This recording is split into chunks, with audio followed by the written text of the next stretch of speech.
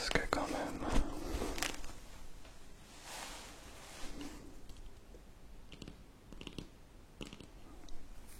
On va s'organiser un petit peu mieux.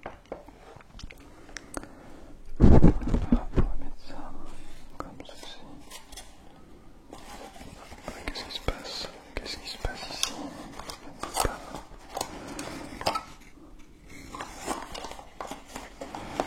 Comme ça. Hop là, voilà.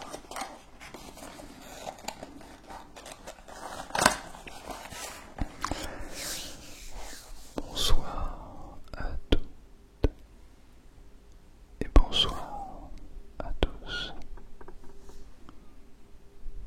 Un camion, je crois. J'espère que vous allez merveilleusement bien ce soir. Ne vous inquiétez pas, ce son partira bientôt.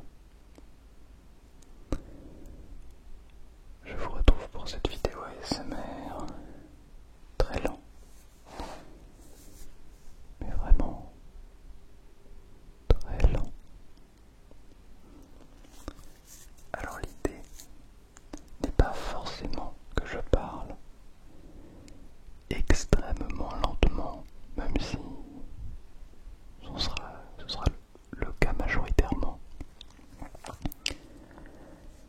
Mais l'idée c'est qu'on se pose et qu'on essaie de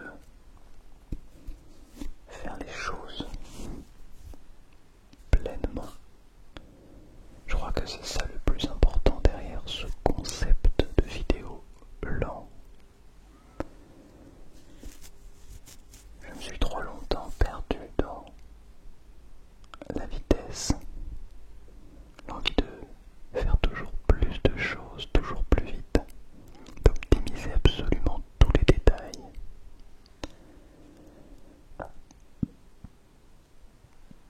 La vérité c'est que si on prend le temps de faire les choses, attendez, je m'avance un petit peu. Si on prend plus le temps de faire les choses et qu'on les fait bien, on en tire toute la beauté, tout l'exercice de la lenteur.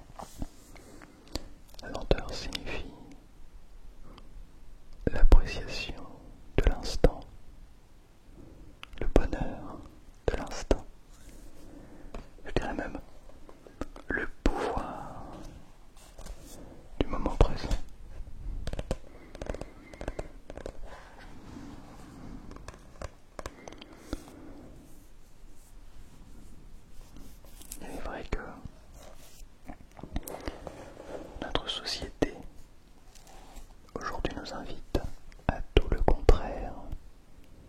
Si vous ne vous détendez pas, vous ne serez jamais productif. Vous n'atteindrez jamais vos objectifs.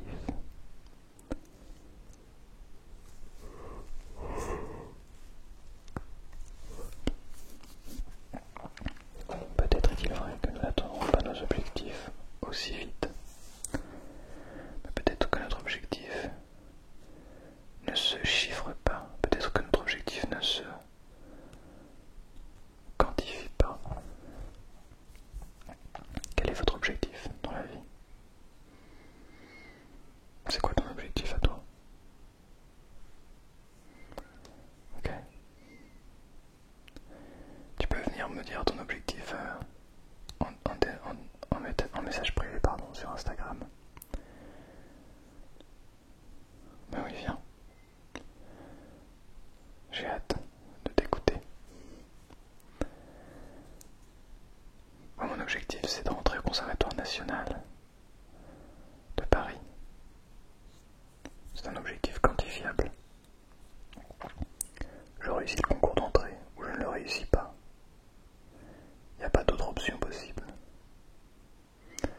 Mais alors,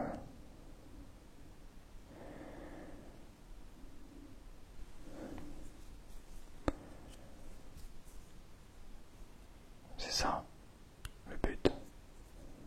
Est-ce que, une fois que je l'aurai atteint, je serai heureux? Est-ce que j'aurai réussi ma vie? Oui et non. Est-ce que plus vite j'aurai atteint cet objectif, plus vite je serai heureux, plus vite j'aurai atteint mon objectif? Oui, mais je sais qu'une fois que cet objectif sera passé, il me viendra un autre objectif, et puis encore un autre, et puis encore un autre. Et ce jusqu'à la mort.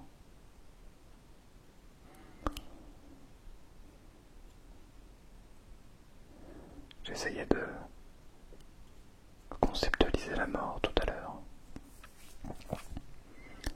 de m'imaginer à quel point nous ne sommes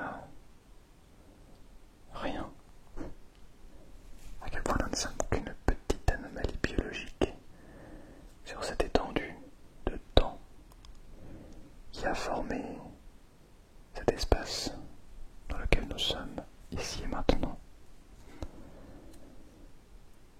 Que demain, à l'échelle de la vie, soit d'ici quelques milliers d'années, quelques millions d'années, toute trace de notre vie actuelle aura disparu dans l'univers. Peut-être que la planète Terre, la planète que l'on a nommée Terre, d'ailleurs, cette grosse boule de terre et d'eau que nous avons nommée planète, peut-être qu'elle sera bien différente, peut-être peuplée d'une autre espèce qui aura exploité une autre ressource, qui aura créé une autre société, peut-être bien. Peut-être qu'aucune espèce n'aura repris le dessus une fois que celle de l'humanité se sera éteinte. À quoi bon? Comment pourrions-nous le savoir? Nous serons morts. Notre conscience aura disparu dans le néant. Ça fait terriblement froid dans le dos quand on se dit qu'on n'est pas éternel. Et que finalement, toute notre idylle, l'idylle de notre vie que nous construisons tous les jours, n'est qu'une toute petite goutte d'eau dans l'espace-temps. Nous ne sommes rien. Alors pourquoi nous voulons tout?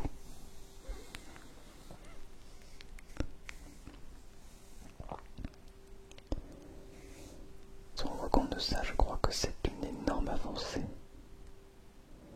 Nous ne sommes rien, alors pourquoi nous voulons tout?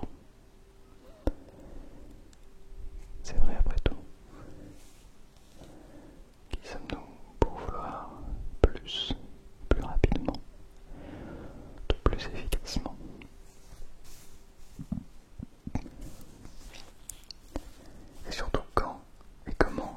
cesser d'être.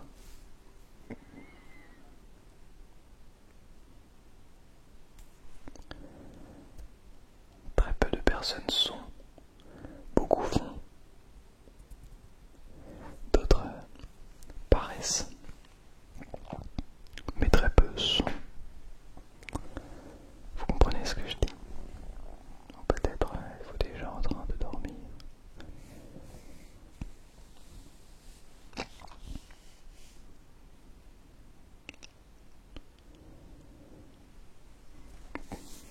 Prendre les choses lentement, cela signifie avancer dans notre vie sans oublier l'essence même de notre vie, nos besoins fondamentaux.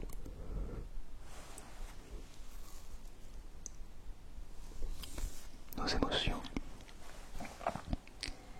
tout ce qui fait de nous qui nous sommes aujourd'hui. La biologie, tout ce qui a permis au monde, à l'univers tout entier, de réunir tous les critères biologiques pour que tu sois là, ici et maintenant. C'est déjà une énorme chance. Parce que, pour le moins que la moindre petite anomalie dans l'histoire de la vie fasse que tu te retrouves avec ta conscience à une autre époque, pour plein de raisons. Et je trouve ça merveilleux, extraordinaire, et à la fois terrifiant. Terrifiant parce qu'on ne se rend pas compte de cette chance que l'on a d'être là. On ne se rend pas compte que tout ce que l'on vit sur le moment sera effacé plus tard. Que tout ça n'a absolument aucune importance. C'est d'ailleurs pour ça que beaucoup de gens font beaucoup de choses très peu morales. Parce que pourquoi pas, puisque rien n'a d'importance. Et si on voyait les choses autrement, et si on se disait que tout avait de l'importance, toutes ces choses autour de nous ont de l'importance. Toutes ces personnes autour de nous ont de l'importance. Les chérir, passer du temps avec eux, ça c'est important.